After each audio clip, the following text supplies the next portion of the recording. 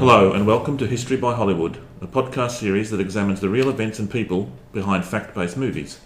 This is episode 23 for Sunday the 25th of February 2018, and today's episode is 2016's The Founder, starring Michael Keaton as Ray Kroc, the man credited with making the fast food company McDonald's what it is today, and co-starring Nick Offermand and Carrol Lynch as brothers Dick and Mack McDonald. My name is Andrew Blischik, and with me as ever is Martin Darlington. Hello everybody. We've had a bit of a sweep up of listener feedback. In fact, listener feedback is picking up and it's really good. Yeah, we're getting a right little community of listeners and it's fantastic. David Robinson from Augusta, Georgia wrote regarding Dunkirk, regarding the Dead Stick Spitfire shooting down a Junkers 87, Robert Stanford Tuck used rudder to skid his Dead Stick Spit in line with a German anti-aircraft gun and blew it to hell seconds before he crash landed. That was in his bio, Fly for Your Life. I really enjoyed the podcast, thanks for doing it. I replied to David that, yeah, but I've read Bob Stanford Tuck's book years ago. It's a fantastic book. But anti-aircraft emplacement is static, whereas the Stuka was a very fast-moving target. Not impossible, but just very, very unlikely. And the Stuka would have had to fly right across Fortis One's nose. Fortis One, who'd already expended like 5 times the amount of ammunition he was actually issued. But thank you for the detailed comment. And David has since replied saying, yeah, the more I think about it, the less real that seems. He's looking forward to The Founder, as are we. And we do love the fact that, although he commented about Dunkirk, said, I haven't actually seen the film. Yeah. I love the fact some of you guys are listening to us talk about movies you haven't seen, but if you do see them in the future, you'll be able to amaze and impress your companions by commenting, do you know that's not how it really happened? And, feel free to plagiarise us, because that's what we've done to other people. Listener Tim Don, thank you, commented on the Facebook page, which is facebook.com/History by Hollywood, all one word, that he hadn't thought about the gliding Spitfire until he listened to the show, and added that he enjoyed the film, but also found the death of the young George character was a bit of an odd diversion, which we commented on. He also liked the bit about Tom Hardy's eyes conveying so much emotion. Yeah, I replied to Tim. I said I probably am a little bit narky about some aspects of the movie, and I do feel a bit bad about it, because I really do like Christopher Nolan as a director. I think he's a very clever director, and I really like Tom Hardy as an actor. I've not seen him give a poor portrayal yet. Really? It's just, Rob Owen also on the Facebook page commented that he chuckled at the Spitfire description of, and he's still gliding, and he enjoyed the show, so thank you, Rob. Well, I guess your background, if there was ever going to be any variances to the facts of somebody taking liberty with flying or cutting corners with the reality, that you were going to pick up on that and was going to get under the skin. It's what we do, isn't it? Yeah. You watch a news story about your area of expertise and you think that's rubbish, but then you believe all the other ones about things you don't know about. That's right. Okay. Yeah. Continue with the feedback. A long-time listener and friend of the show, Mark Jackson on Twitter, revealed that he'd read historian James Holland's review of Dunkirk, and he grinned at Martin's aviation frustrations, but asks if our accuracy scores were perhaps a little bit harsh. Yeah, it's a fair point, Mark. Maybe they were, but then they're probably nearly as subjective as the entertainment scores. And as we mentioned, there's a YouTube clip of a Dunkirk veteran living in Canada now. He was brought to tears, saying it felt as if he was back on the beach. Yeah, so the movie obviously got a lot more right than wrong. Yeah. And we also had superfan Jacob Morrison saying his highlight was my growing frustration at the physics-defying Spitfire. And so more frustration and cynicism required. We'd also like to point listeners in the direction of a very courageous podcast series. I've started listening to this. This is The Tale of Rome. It's a short episode series produced by Abel A.K. Now, Abel is a German chap, but he's lived in Europe, the US, Argentina, is now in Beijing, China. He does a Spanish language version and an English language version. He's planning a Chinese language version. So he's a seriously talented guy. But the main thing I think it's courageous is he's following the path blazed by who's now the legendary Mike Duncan. But I'm several episodes in, really enjoying his take on Rome's origins and legends. The podcast's available on the usual platform, and its website is thetaleofrome.com, where full details are available. So he's gone right back to the start of Rome, the founding myths and everything again? Yeah. Well, he actually went, Mike did a roundup of Aeneas and the fall of Troy. Yeah. And Abel actually did 2 or 3 episodes on Aeneas, and then his progeny, and the legend of Romulus and Remus. It was really good. Now, we're also aware, we keep saying no new reviews. Actually, there are, which we discovered on the UK site by going to iTunes UK site. The iTunes, sort of the downloaded iTunes format that I download on iPods and the like from, rather than the website. And on the website, there are 3. Then when I went to the actual site, there's 7. So we've got Brian Willett, who we've heard from before. Brian from North Wales wrote on the 8th of December, so we're very sorry for the delay in acknowledging this, Brian. He said, History by Hollywood allows the listeners to revisit fact-based films and hear Martin and Andrew discuss how close to reality these films were. Podcasts are usually every 14 days, and the film chosen is announced at the end of the previous episode. The 2 presenters do a good job in analysis, background stories and research to give the listener, after about 60 minutes, an idea how factually correct the film really was. I look forward to every episode and recommend this podcast to anyone interested in the history of the movies. Thank you, Brian. Lovely. EasyCom63 wrote on the 6th of January 2018, Great podcast, guys. Keep up the good work. Maybe the film Khartoum could be considered for a future episode. Thank you, EasyCom, and that's just been added to the list, so that we think that's a good suggestion. Sorry about the thumps there. It's just a cat, Busby's, prowling. We also heard from Sully from Leicester, who wrote on the 8th of January, I just discovered you guys when searching for a podcast about the film Gladiator, and it's your first podcast. I listen to you guys when I'm winding down the evenings and about to go to sleep. So I'm not sure if that's a compliment. Yeah. We'll take it as a compliment. Very well researched. Might I recommend doing TV shows as well as the movies? Marco Polo is one I'm quite interested in. So thank you, Sully. Yeah, we've both Khartoum is something that's definitely now been added to the list. And we've discussed doing TV series amongst ourselves. Yeah, I mean, Band of Brothers, basically, that's pretty much all true. Except for the actual words in the conversation. And there's the Rome series from HBO a while back. Most of which isn't true. No, but the challenge with TV is that, if the series goes for half a dozen episodes or more, which I think Marco Polo does, well, there's an awful lot to cover, isn't it? Yeah, we'd probably have to do a mini-series, maybe do 2 or 3 spread over a few months with movies in between, but it's certainly something we'll look at. Yeah, thank you for the suggestions. So if people have written reviews and put them on their nation's iTunes sites, and I'm particularly looking at America here because we get more listeners and website hits from America than anywhere else, then we do apologise. We're going to make every step to try and find them. If you have, what you could do is just send us an email with the text of your review and we'll give you a shout out. Yeah. And now, quite a long intro there. Without further ado, on with the show.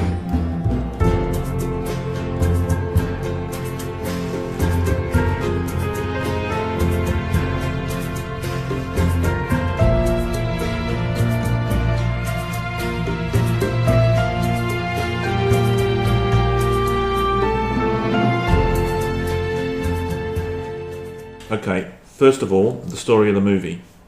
The Founder is a 2016 biopic about the man behind the McDonald's fast food empire. It was directed by John Hancock, who'd already directed The Blind Side, a football movie, and the Mary Poppins biopic, Saving Mr. Banks.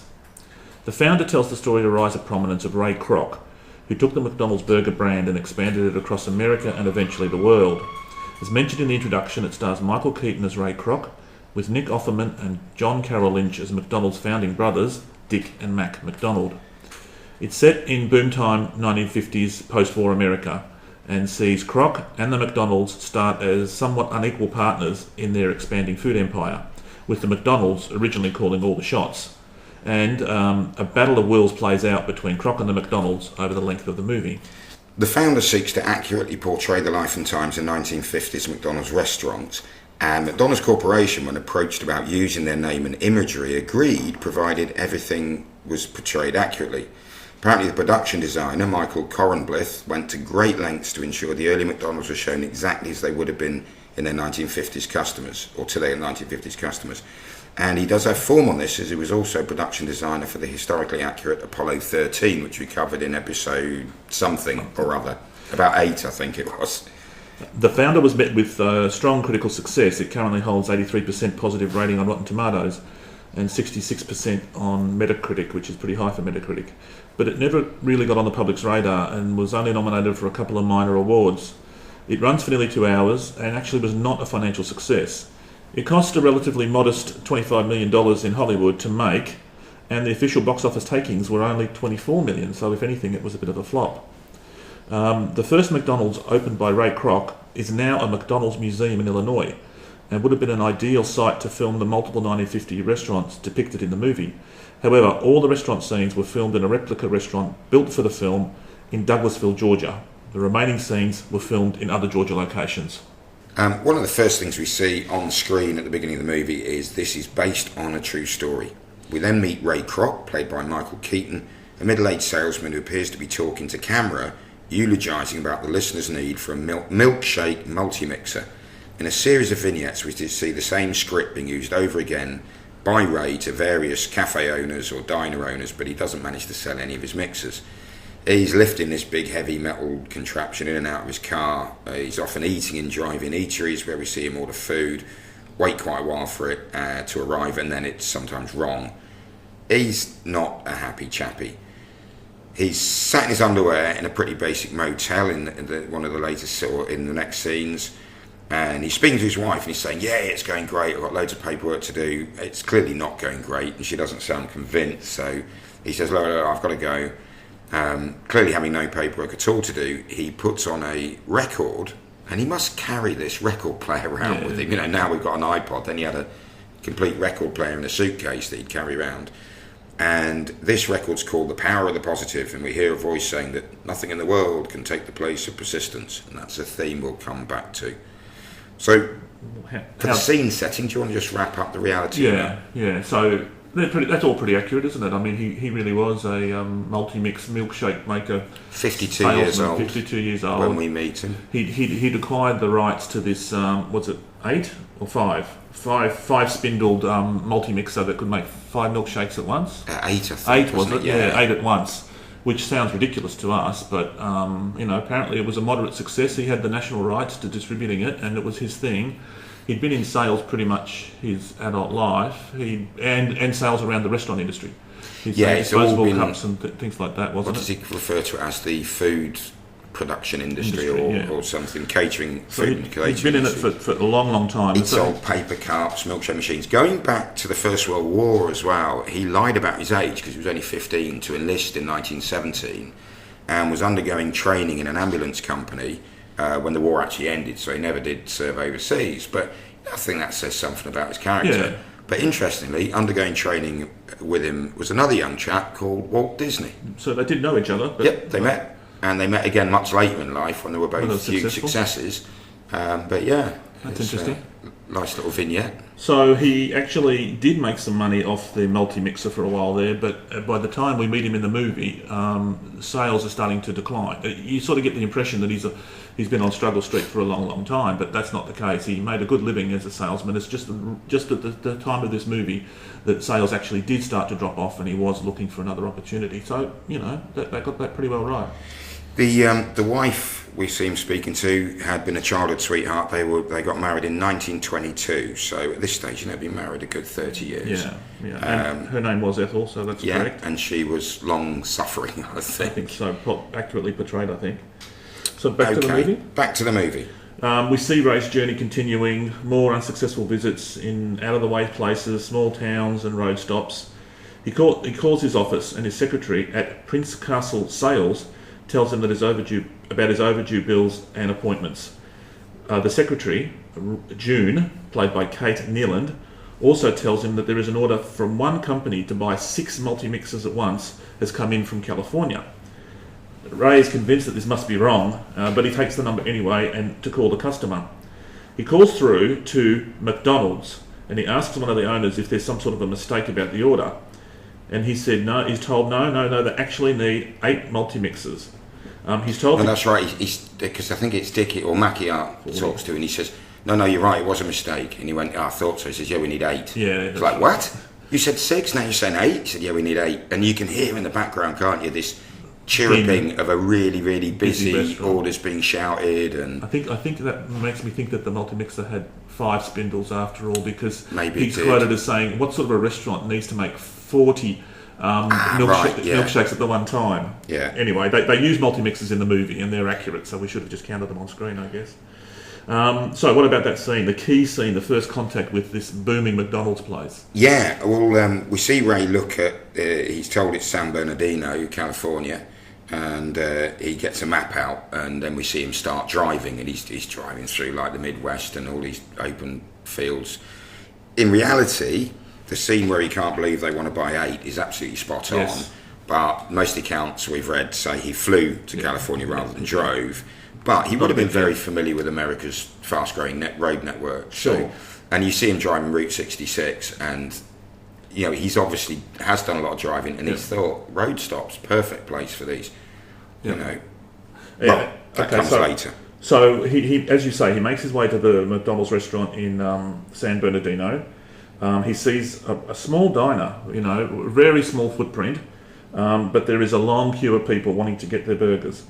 So we see Ray join the queue, and he says something. He comments on the long line to the woman in front of him, and she said, "Don't worry, it moves fast." Yeah. And then he gets to the head of the queue, and he orders a burger, fries, and a cola. And we've got a little clip showing his surprise at how quickly it arrives. Hi, welcome to McDonald's. May I take your order? Yeah, give me a hamburger and french fries and a Coca-Cola. That'd be 35 cents, please. Ready? 15 cents is your change. Here you are. What's this? Your food. No. I just ordered. And now it's here. You sure? All right. Where are the, silverware, the plates and everything? You just eat it straight out of the wrapper and then throw it all out. All right. Okay. Where do I eat it?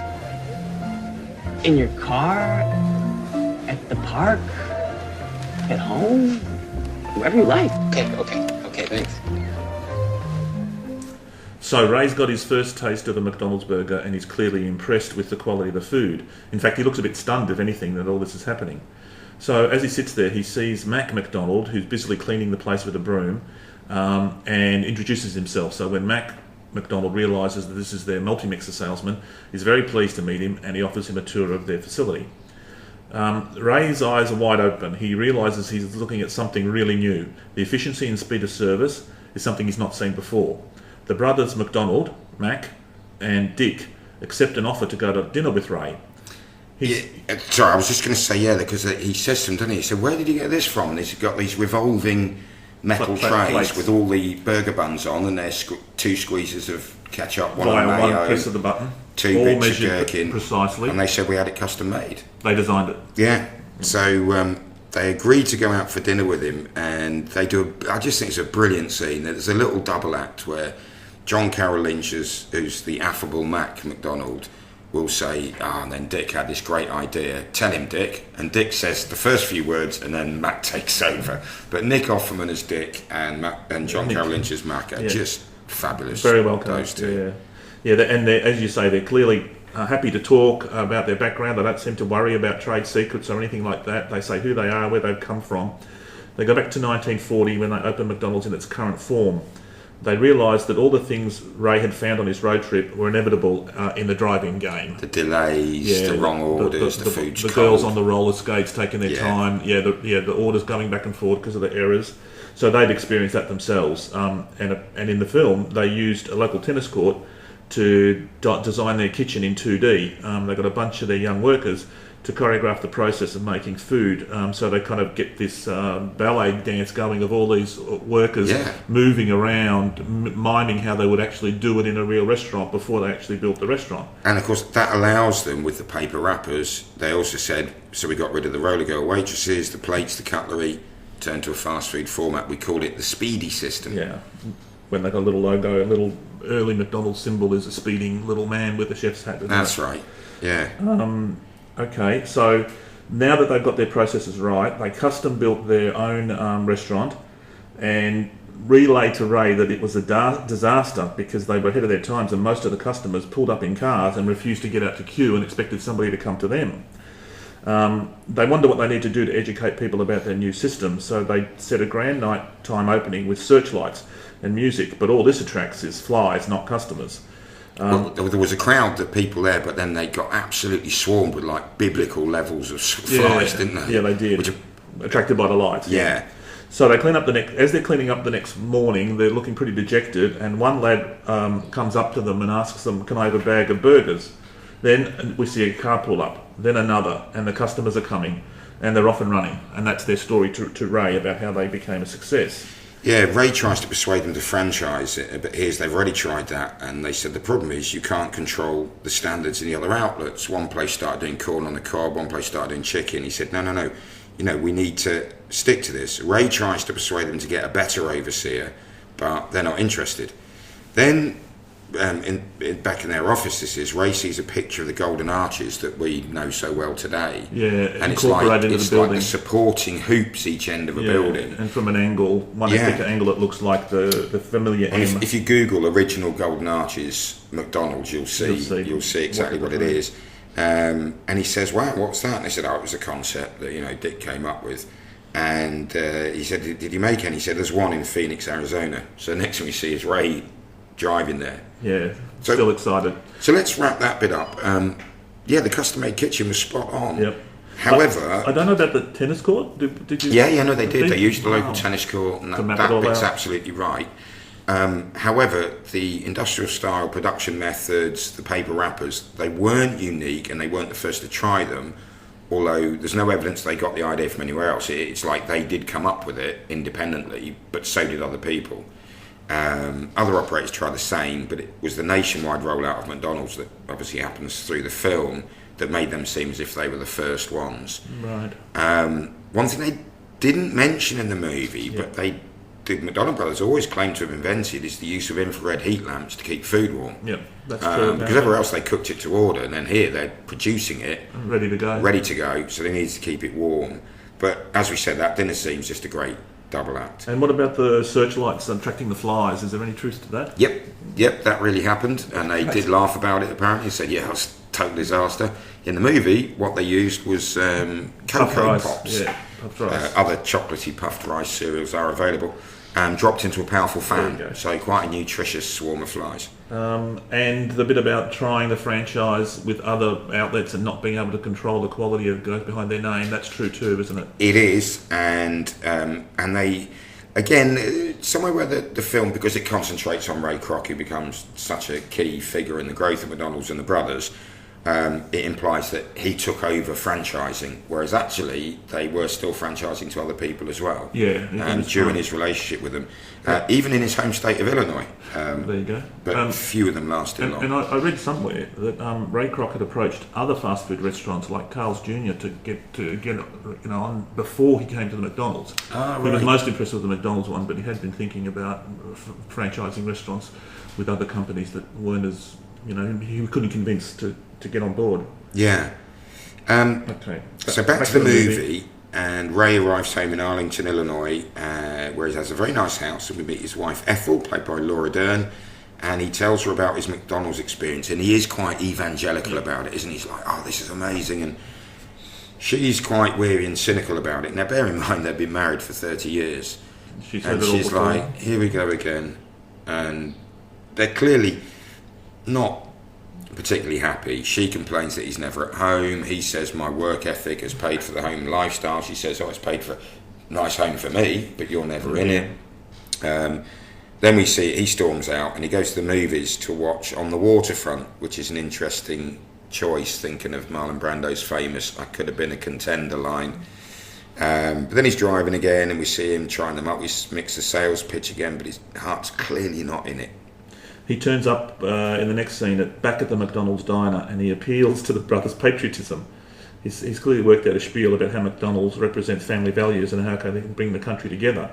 He says that every American town has two common buildings, a courthouse and a church. And he says he wants McDonald's could be another constant, the third thing that you see in every American town, but this one that's open like a church, but this one's open 7 days a week. you can see that Dick, being stung by trying to franchise before, is reluctant, but Mac argues in favour. And then Dick is concerned. He says, look, Mac, last time, you got put in hospital. You're diabetic, you're not in the best of health. You don't need the stress.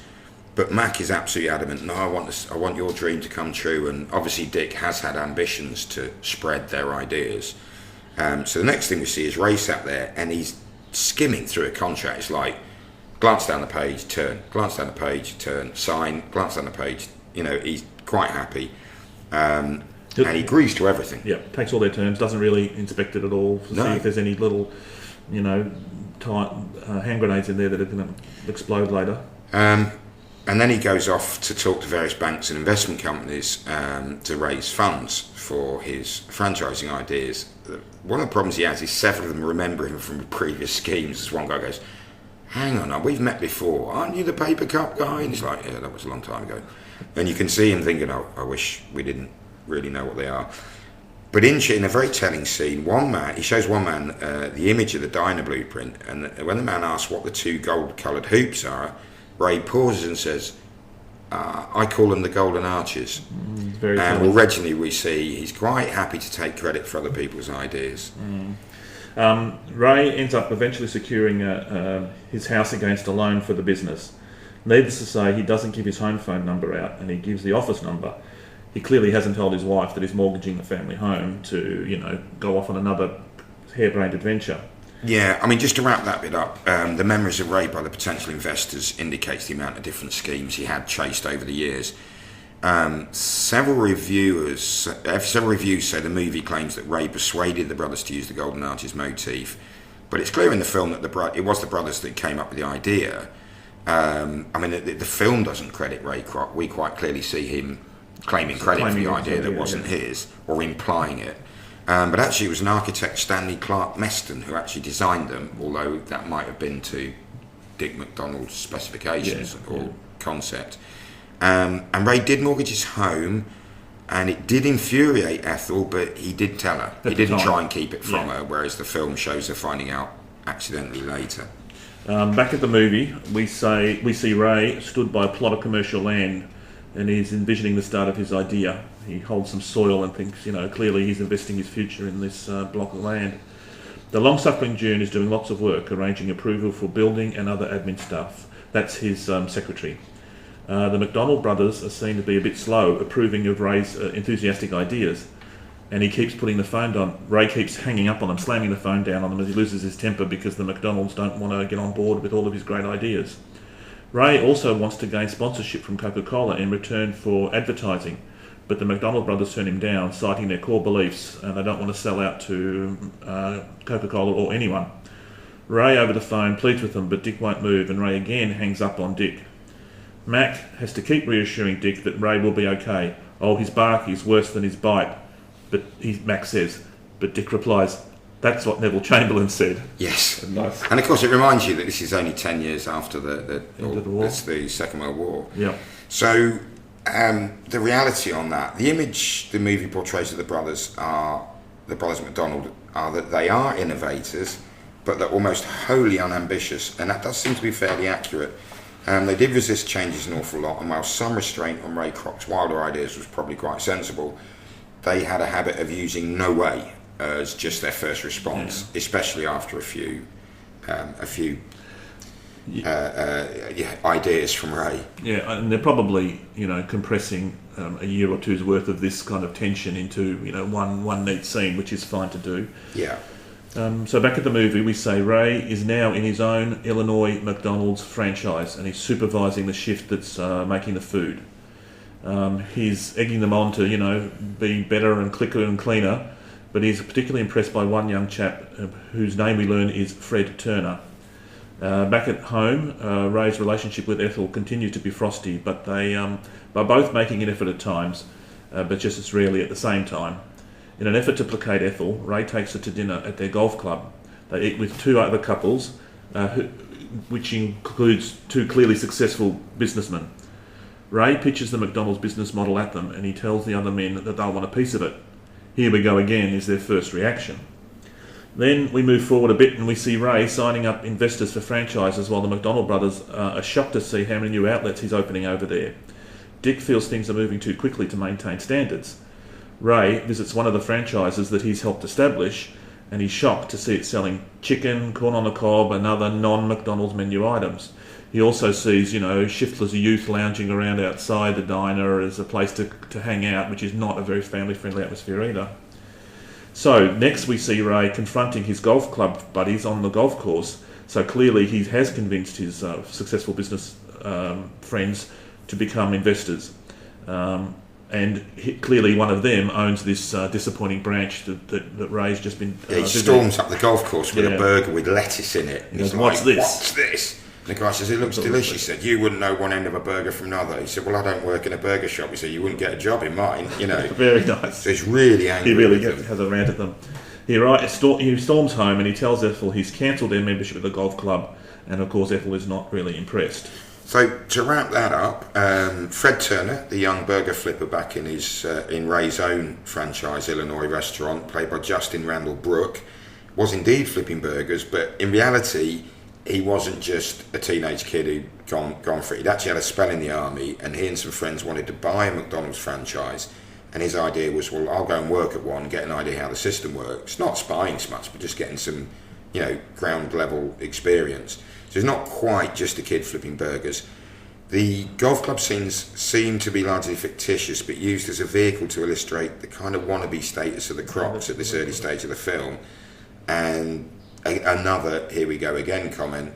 We've had one from his wife, now from his friends, telling us that Ray's always trying, and so far he hasn't really, broken the glass ceiling. And the bit where he springs on one franchisee that's introducing his own food and stuff like that, I don't know whether that actually happened. They might have tried to, but supposedly he very quickly experienced the same problems the brothers had, and someone would say, yeah, but this is, I don't know, Wyoming, and everyone likes corn on the cob here. Yeah, I don't care, that's not what we sell. Yeah, and it does demonstrate the fact that he is a stickler, and he is really enthusiastic, and he is really determined to succeed. It conveys that pretty well. So back with the movie, Ray's in the office with his secretary June, and he realises the McDonald brothers were right about the difficulty of controlling quality, and he's obviously racking his brains what to do about it.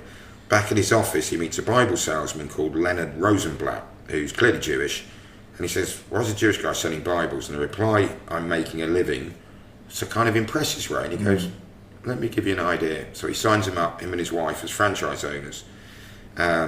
Ray takes Ethel to a veterans dinner, recruiting more managers, and we see him going to a school and a men's club, one of these like men's secret drinking society things, Royal Antediluvian Order of Buffaloes or something, and he's signing people up all over. He goes to a synagogue, and that's right, and it's a lot of couples. Yeah. And interestingly, that in reality there was a salesperson who came calling at the office, but that was a lady called Betty Agate, and she and her husband Sandy did go on to be very successful and very popular franchisees in Waukegan. I hope I'm saying that right. Yeah, in Illinois. Okay. So back to the movie. Back to the movie. So we see the McDonald's brothers, who are shocked to see that Ray calls his own outlet McDonald's Number One. Ray is now flying to new openings, accompanied by Fred Turner, who was flipping burgers in the earlier scene, who is now his assistant. They're having dinner in a top restaurant and introduced to the owner of the restaurant, Rolly Smith, played by Patrick Wilson. The men talk business, and the restaurant owner offers to open a second local branch of McDonald's. So he's in town celebrating the first McDonald's in this town. He's being feted by restaurant owners, and the restaurant owner in question says, I want to be the second franchisee in this town. Yeah, this is Minneapolis, and he said people can't get enough of you, so I reckon we can open a second one. In the restaurant, Ray becomes mesmerised by a woman playing the piano. The restaurant owner offers to introduce her, but it turns out that the lady on the piano, Joan Smith, played by Linda Cardellini, is the owner's wife, the guy that wants to establish the second franchise. Asked what year Ray started McDonald's, he pauses briefly and he says, I started it in 1954. Then, still in the restaurant, we see this flirtation developing between Ray and the lady on the piano, Joan, and they end up playing a side-by-side duet.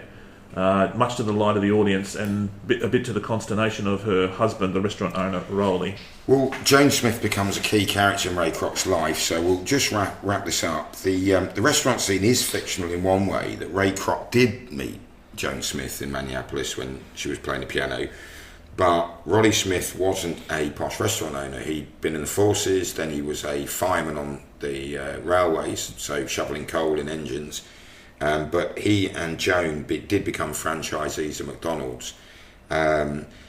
Not sure about the accuracy of this, but I did read somewhere that the piano duet was actually Linda Cardellini and Michael Keaton playing themselves, because they're both quite accomplished pianists. I know he can sing. I read somewhere that he learnt the piano for this particular movie when he realised he had to play the piano in one scene. I don't know whether that's true. I read it somewhere on IMDb when they give you interesting facts about movies. That might have been where I saw it. Yeah, I can't verify that, but it wouldn't surprise me with Michael Keaton. Yeah. Okay, so back to the movie. We see Ray is met by Ethel. So Ethel suddenly is enthusiastic, and she reckons she's found some of the right people to be franchisees for Ray. But Ray doesn't listen at all. He shoots her down straight away and telling her everything has changed. He says he no longer has any need to chase franchise managers because they are chasing him, as Rolly had done in the previous scene. He's totally insensitive to Ethel's sarcasm and disappointment. His ego goes a bit wild. Yeah, because she says, don't she? She says, oh, good for you. Yeah. All hail. Yeah. Pope Ray. And he likes that. And he's like, yep, I'll drink to that, love. And it's like, no, she is. I felt so sorry for the character, Ethel. She's actually trying to get behind him. And he keeps talking about these couples he signs up to run franchisees. Isn't it great? They work as a team. She's out front, schmoozing the customers. He's managing the food production. And so when the moment she gets on board with that and finds some promising recruits, he says, no, it's all changed, I'm not interested. So we know that their relationship is in trouble. Difficult. Yeah. Totally insensitive to Ethel's sarcasm. Oh, sorry, no, you just said that, but let me move on. Who said this is scripted? Back at the office, Ray is shocked to be told by his secretary, June, that they're short of funds. He can't believe this, and he calls in the McDonald brothers and says, I need to renegotiate my lousy 1.4% cut. Ray asked for 4%, but Dick McDonald's adamant. He said, look, you signed the deal, no one put a gun to your head. You need to stick to it. Cracks start to appear in the brothers' relationship as well, with Mac saying it'll be fine, Dick saying, Mac, we have let a wolf into the chicken house. Okay. That's an important scene, I think. Yeah. About renegotiating the deal. There's little to say about the truth of Ethel and Ray's relationship because neither of them have been particularly objective about the other, I don't think. Yeah. What is interesting is they did actually have a daughter that isn't mentioned they don't mention the movie. No. It's very strange. She was born quite early in their marriage, so she was in her 20s by now at least. We've seen that before too. Yeah, now the actual deal, what it was each franchisee was required to pay 1.9% of their profits to Ray, of which he then gave 0.5% to the McDonald's. So you think, well, they're only getting 0.5%, he's got 1.4%, but of course they also own their own diner, and they have no overheads. Yeah. So it's just free. It cost them nothing, yeah. Whereas he actually has to, tread the boards and establish the businesses. He did try to renegotiate, and the brothers gave their customary no. So Ray did find himself was short on cash, like they say in the movie. He did. Yeah. The contract that he was whizzing through contained this. He didn't get anything until the franchisee started to produce a profit. Yeah. So the contract that he didn't read has come back to bite him, and he's short of cash, and that happened in real life. So back to the movie, we see Ray leafing through bills with final notice stamped on them. He goes home and finds that Ethel's taken a call from the bank, and this is where the movie has her finding out that he's secured their house against a loan, and she's absolutely furious. At the bank, a furious Ray is banging tables and shouting. He finds a bank official who's an immovable object and just says, I'm sorry, but you're 3 months behind. So he storms out, and we next see him, he's sort of middle of the night, and he's gazing at Joan Smith. So I got a bit confused by this. So he's driven from Arlington, Illinois to Minneapolis. Now, I'm not sure what the geography is, but I'm not sure you could do that. No, not in a short space of time. No. So it's a little bit representative, I think, of... But clearly Rolly and Joan have now opened up their own franchise. Yeah, she's out front sweeping up at the end of the night, and he's just gazing at her.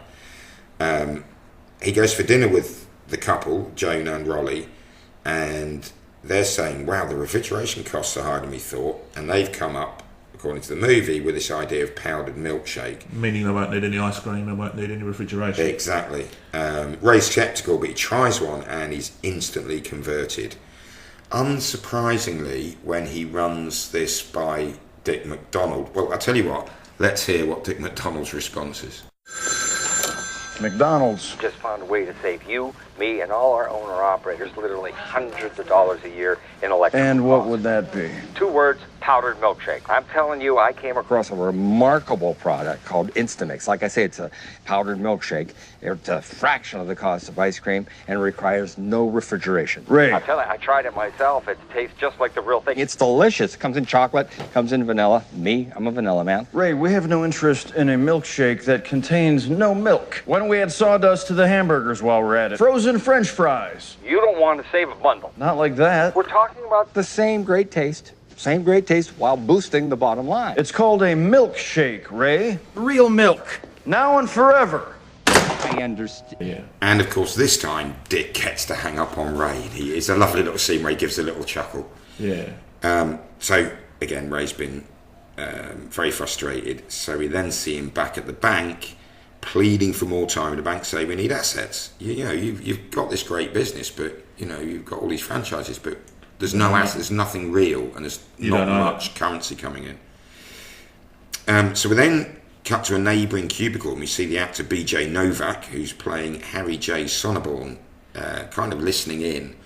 As Ray storms out, he follows him, calls out, and he says, and he's a sales rep or financial advisor for Tasty something or other. Yeah, okay. And Ray's like, I'm not interested. He said, no, that's not the point. He said, I've eaten at your restaurants. I love the concept. If you're not making money hand over fist, there is something very wrong. And the next thing you see, they're back at the office, the pair of them, and Ray's saying to Joan, bring the ledgers in. And Harry immediately identifies the problem of The business model. Yeah, the business model, where Ray's focus has been, and also this thing of quality control, plus control over the McDonald's brothers and getting them to agree to things. And that's a key meeting. Him meeting Harry is key to both the movie and the McDonald's empire. So why don't we just play the clip? Yeah, we're where going to play a clip. Where he tells them what they're doing wrong. And this is where Harry, with clarity of vision, just explains to Ray exactly what he's doing wrong. You don't seem to realize what business you're in. You're not in the burger business. You're in the real estate business. You don't build an empire off a 1.4% cut of a 15-cent hamburger. You build it by owning the land upon which that burger is cooked. What you ought to be doing is buying up plots of land, then turning around and leasing said plots to franchisees who, as a condition of their deal, should be permitted to lease from you and you alone. This will provide you with 2 things. 1, a steady upfront revenue stream. Money flows in before the first stake is in the ground. 2, greater capital for expansion, which in turn fuels further land acquisition, which in turn fuels further expansion, and so on, and so on. And more than that, control. Control over the franchisee. Fail to uphold quality standards, you cancel their lease. Control over Dick and Mac. End result, you'll have the banks and the franchisees in the palm of your hand. If I were to do this, the brothers, they effectively would be... Yes. Okay, we've already said that the meeting of Harry was important to McDonald's in real life as well as the movie, so clearly they got a lot of that right. The two of them Ray and Harry did meet by chance, and Harry did suggest that the land ownership scheme, as we've just heard in the clip, and together they founded a company called Franchise Realty Corporation, of which Harry was to become the first CEO. Some years later they fell out, however, but Ray Kroc would always credit Harry with being a crucial element to McDonald's success. So that whole thing in the clip where he says you've got to get into land and be landowners, and you've got a steady income, that's all true, and that's exactly what they did. And despite the fact we've already seen that Ray Kroc's quite happy to steal or to take credit for some other people's ideas. He also, we'll discuss this in our conclusions, but a fascinating character because he also showed great loyalty, and even after they fell out, Harry Sonneborn left the corporation in the late 60s, never ate at McDonald's again, and was a bit furious, but Ray Kroc always said, none of this would have happened without Harry. And Harry Sonneborn supposedly said, none of it would happen without Ray. So they still gave each other credit for their visions. And I like to go to the occasional pub quiz, and one of the standard pub quiz questions is, which company is the biggest landowner across the world? And the pub quiz answer is McDonald's, which isn't quite true, I don't think. But either way, they are one of the biggest land-owning companies in the world to this day, even though through the franchising arrangement that we've just heard in the movie. Yeah. And of course, and he says also, as part of the lease, you will only sell what I tell you to sell. You will prepare it the way I tell you to prepare it, and you will not add lettuce if I don't say add lettuce. Now, of course, you get lettuce in your Big Mac. But Okay, so back to the movie. We see Harry setting up a meeting with some investors, and we see lots of buildings going up as Ray and Harry tour the country, drumming up funds and support. We're shown some archive footage before we cut to the McDonald brothers back in San Bernardino, alarmed about the franchise Realty Corporation with Ray Kroc as CEO. They're on the phone again, and Dick tells Ray that he can't do anything without clearing it through the McDonald's first. Ray retorts that this is a separate company and is outside the Dick and Mack's purview. He adds that the brothers' authority extends to what's inside the restaurant, nothing else.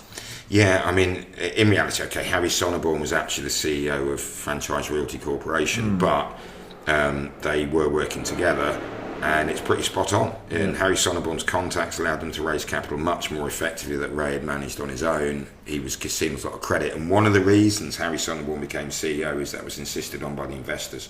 So look, there's this unknown 52-year-old salesman with these great ideas, but Harry Sonneborn, someone we know, is sound and level-headed and cautious, brave but cautious, so he has to be CEO, and that was agreed between them.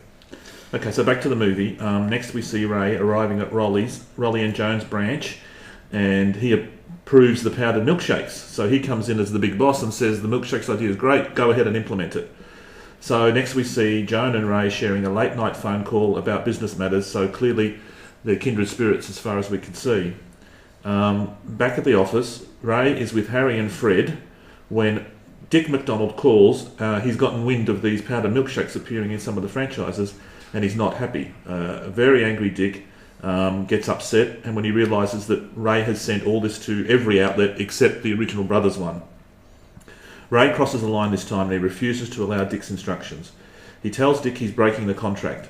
Back at Ray's house, he has a silent dinner with Ethel, and then out of the blue, Ray announces that he wants a divorce.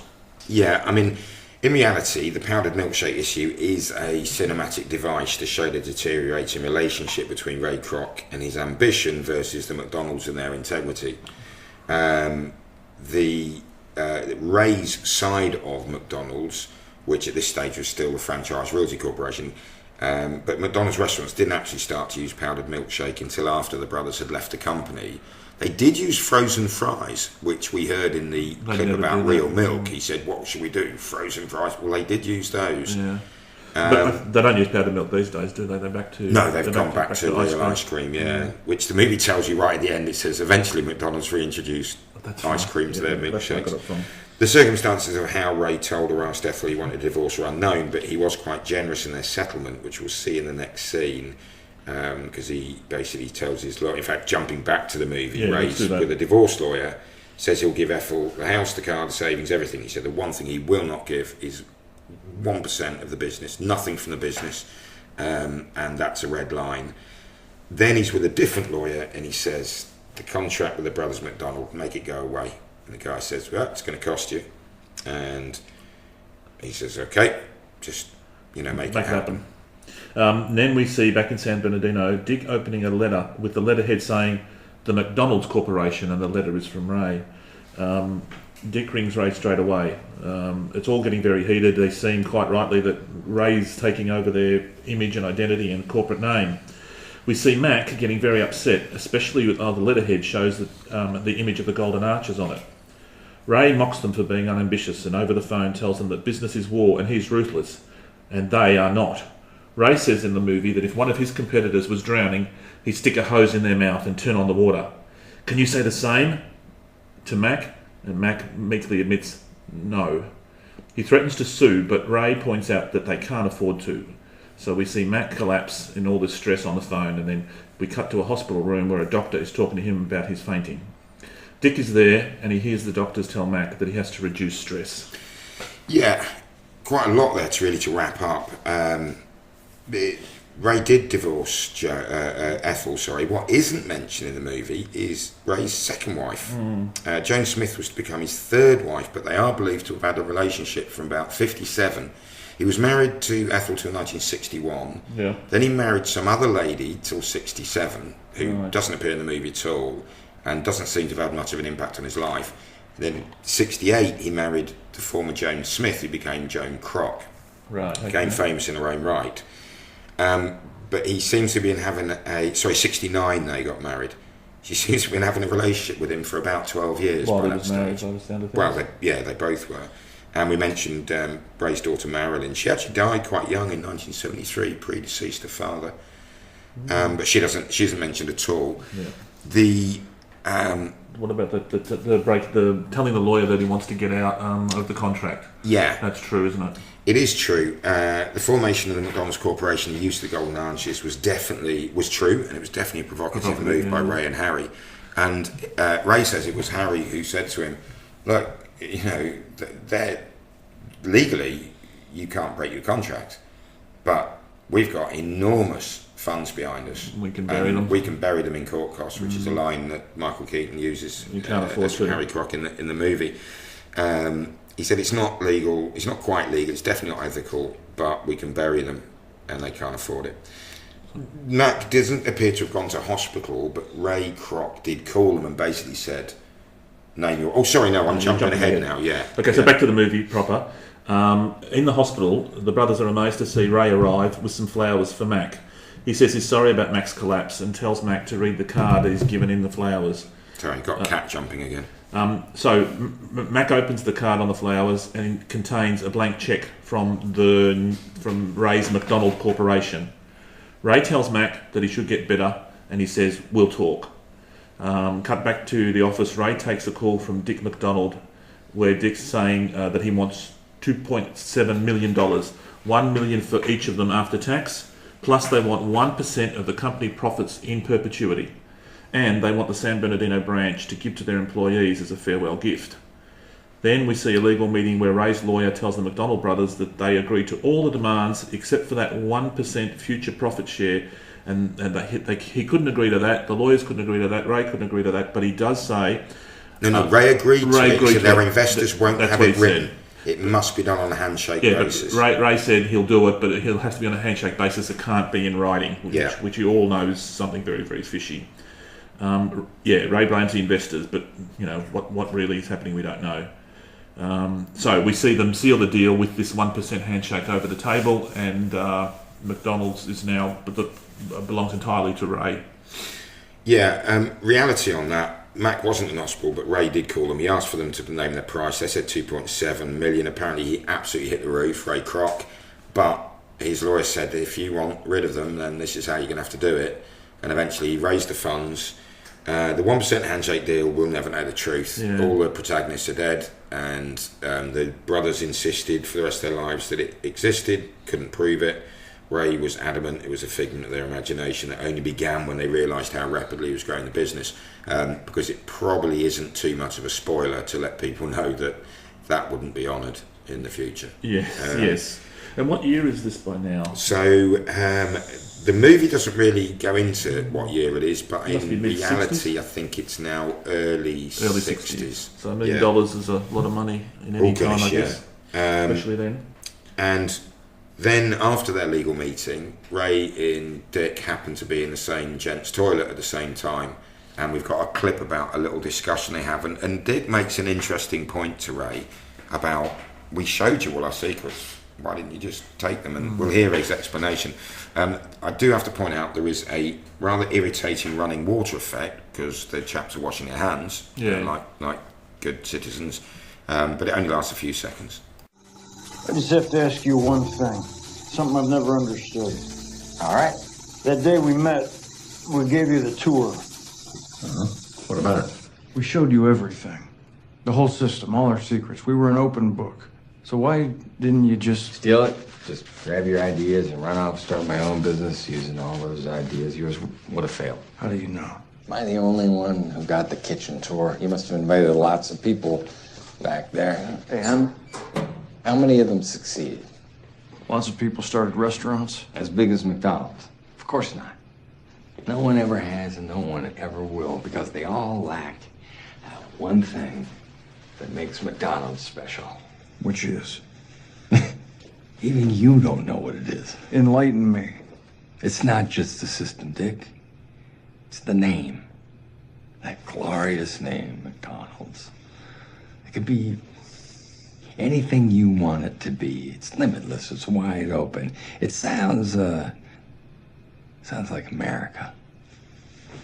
As compared to Kroc. What a Kroc. What a load of Kroc. Would you eat at a place named Kroc's? Kroc's has that blunt Slavic sound. Kroc's. But McDonald's, oh boy, has a beauty. A guy named McDonald, he's never going to get pushed around in life. That's clearly not the case. So, you don't have a check for $1.35 million in your pocket. My Dick. So if you can't beat them, buy them. I remember the first time I saw that name stretched across your stand out there. It was love at first sight. I knew right then and there I had to have it.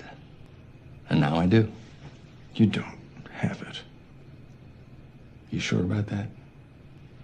Bye, Dick.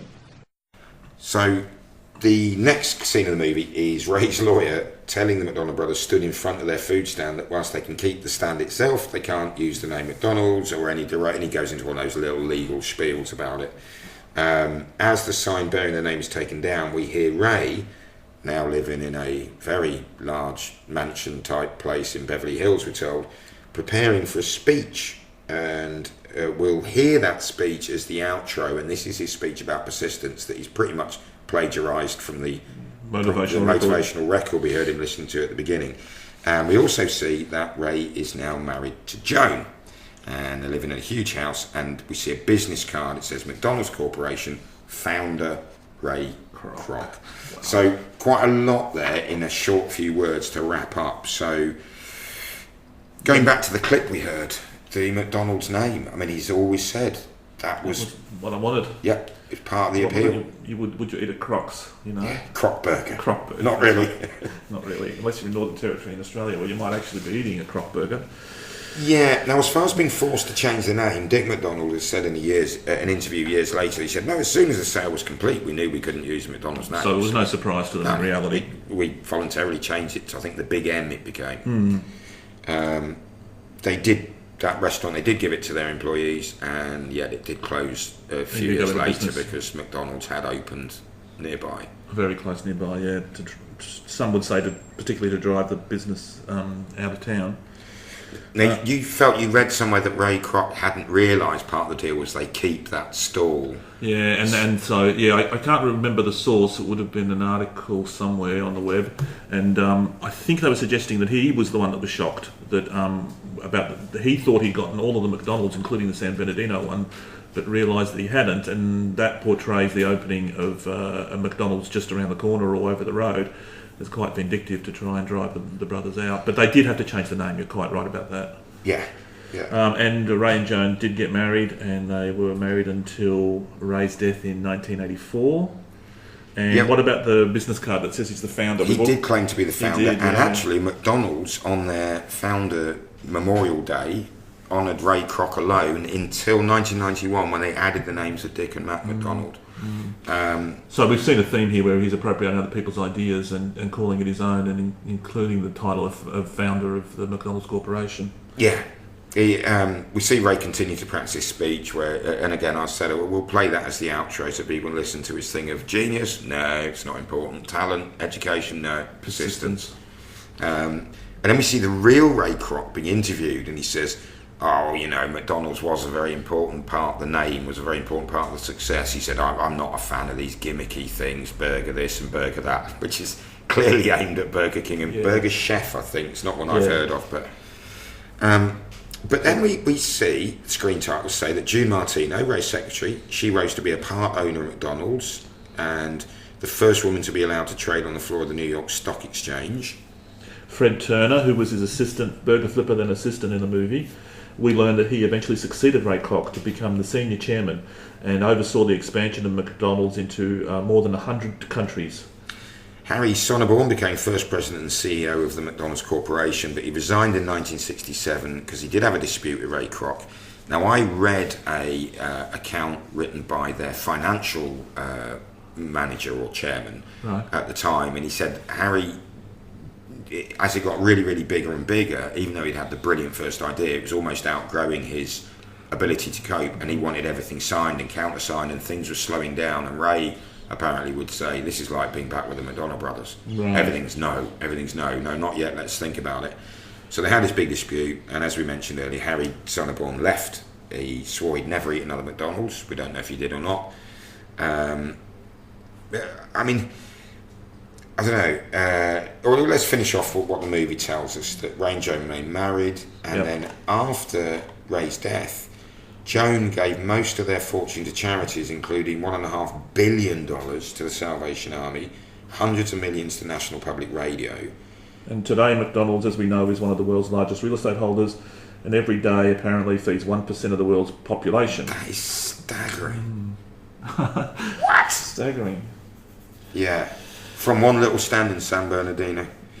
We learned Ray's San Bernardino branch put the brothers Big M outlet out of business, as we said, in a few years. And the brothers were never able, according to the movie, to prove their handshake deal and never received any royalties in perpetuity. And the movie tells us today that would be worth $100 million a year. That's not bad. And the final and then finally McDonald's reintroduced real ice cream into their milkshakes. Okay. How do we wrap this up? I mean, Ray's portrayed as quite a divisive and enigmatic character. I think Michael Keaton's acting, director John Lee Hancock, together they have created a character that some might find a ruthless backstabbing leech, and others the embodiment of the American dream, the little man succeeding eventually after all the odds. The persistence theme comes through. Because Ray Kroc definitely and knowingly sidelined the McDonald brothers. But the wonderful performance of Nick Offermand and John Carrol Lynch, I liked them. Yeah. I thought they're really honourable, they're really nice guys. But you can also understand how frustrating it must have been for Ray Kroc to say, why have you let me franchise these things? Then you just say no to everything. Which they got right in the movie. So. And the loyalty. The Ray showed. Fred Turner, flipping burgers to succeeding him as chairman. June Martino. The secretary. Yeah, secretary. She becomes, a senior chairman or a president. What was the she? Company. Part owner. Yeah.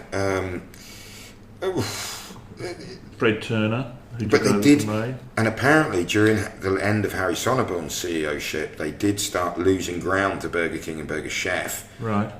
Until Fred Turner re-established Ray Kroc's principles when they got rid of Harry Sonneborn. Fred took over, and then obviously succeeded Ray when he died. And Joan Kroc did show real philanthropic tendencies, gave away huge, predating Bill Gates and Warren Buffett with these multi-billion donations. Just said, no, you can all have it. And of course, Joan and Ray between them didn't have any children. Okay. I think we should probably give it some grades. I mean, I really, really enjoyed the movie. I'm such a shame that more people haven't seen it. I'm with you there. It wasn't on my radar at all until you suggested it a little while back. And Sharon and I watched it at home because I'd mentioned it. In fact, Sharon had mentioned it to me. I think I should have to credit my wife with the idea for this one.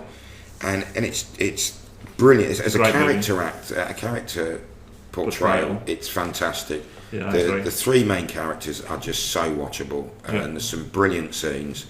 And a great story, well told. Whatever people think of McDonald's at the moment, I think you have to dial back to how new it was then. I mean, entertainment, I can't go lower than an 8. No, me neither. At least 8. Historical accuracy, again, there's some omission and a bit of compression, but 8, I'm comfortable with 8. Yeah. It's hidden figures, you know, a real surprise, pleasant surprise that we've well, that's what we've said quite often. The best thing about doing this podcast is looking at movies that we never would have considered before and being surprised finding at how stuff out that really, really, really enjoyed it and thoroughly recommend it. Should have put this at the beginning so people have a chance to go and watch it before they listen. But even knowing what's going to happen, because you can kind of guess that Ray Kroc, you know, anyone who is successful Googles it and will be credited as a founder of McDonald's Corporation. But it's so watchable. It's one I will definitely go back and watch again, and with an analytical eye and just more of an enjoyment eye. So next time out, as we mentioned last time, we'll be looking at Tombstone, the 1990s. Did we mention that last time? I don't know. I don't know if we did. I don't think we did. Well, we are. 93 movie starring Kurt Russell as Wyatt Earp, Val Kilmer as Doc Holliday, and including the famous gunfight at the OK Corral. Now, Kevin Costner did release a biopic of the legendary lawman, eponymously titled Wyatt Earp in 94. I watched the movie around the time of its release and found it so turgid I can't bring myself to watch it again. So it is out there if anyone is fascinated by the subject matter. It's just not very good. Got 42% on Rotten Tomatoes, and it had a $25 million box office return domestically for a $63 million budget. Now this is the Kevin Costner. That's Kevin Costner. That was the flop. Whereas Tombstone's Rotten Tomatoes score is 73%. It took 56 million takings domestic US for $25 million budget. Yeah. So it's not even worldwide. So next time Tombstone, yeah? Tombstone. And what about after that? I was going to crowbar my joke in there that Kevin Costner is Hollywood's very own Bernard Matthews. No idea. Bernard Matthews used to be on television. British? He's a Norfolk farmer, and he used to advertise his produce, and what he used to produce was turkeys. So I thought Kevin Costner's good with Waterworld and very ambitious, but he just doesn't. He's done Dances with Wolves was all right. That's his breakthrough, wasn't it? Not a film I could really sit down and watch again. Okay, now, so Tombstone. And then after that, on Sunday the 25th of March, we're going to be doing Zodiac, which gives us a nice little link because one of the main characters is played by John Carrol Lynch, who played Mac McDonald in The Founder. And it'll be our first true crime movie, won't it? I think it will, yeah. We'll be doing The Untouchables at some stage. Kevin Costner, there's a link there. You see, there's links. It's 6 degrees from Kevin Bacon. And in the near future, it might not be directly the one after that, but we are very soon going to do Saving Mr. Banks, which gives us the Walt Disney link to Ray Kroc, the John Lee Hancock, is it John Lee Hancock? Scriptwriter? Yeah, who's the director. Who also directed The Founder. The Founder, yeah. And this, of course, is the story of the writer of Mary Poppins and her relationship with Walt Disney about the making of the 60s movie, Mary Poppins. And it stars Emma Thompson, who's brilliant. Yeah. Okay, Martin. So we're going to go out with Ray Kroc, Michael Keaton playing Ray Kroc, and his speech about persistence, and we'll speak to you guys next time. Cheers. Bye-bye. Now, I know what you're thinking. How the heck does a 52-year-old over-the-hill milkshake machine salesman build a fast food empire with 1,600 restaurants in 50 states, 5 foreign countries, with an annual revenue of in the neighborhood of $700 million? One word: persistence.